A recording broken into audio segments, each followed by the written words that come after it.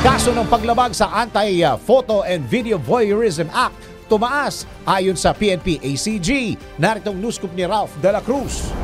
Dumami ang mga nagpapakalat ng mga pribadong litrato at video ng mga menor de edad na walang pahintulot. Ito'y batay sa datos ng Philippine National Police Anti-Cybercrime Group kung saan lumabas na umabot sa 171 ang kaso ng paglabag sa Anti-Photo and Video Voyeurism Act of 2009 mula Enero hanggang ngayong buwan. Mas mataas ito kumpara sa naitalang 134 na kaso kaparehong panahon noong nakaraang taon. Paliwanag ni PNP Cybercrime Group spokesperson Lieutenant Wallen May Arancillo, ito'y dahil sa madalas na paggamit ng mga kabataan ng social media. Dagdag pa ni Lieutenant Arancillo, hindi kontrolado ang mga nakikita ng mga bata online, kung kaya't pinayuhan niya ang mga magulang na gabayan ng kanilang mga anak para agad na matigil kung mayroong ginagawang masama ang mga ito.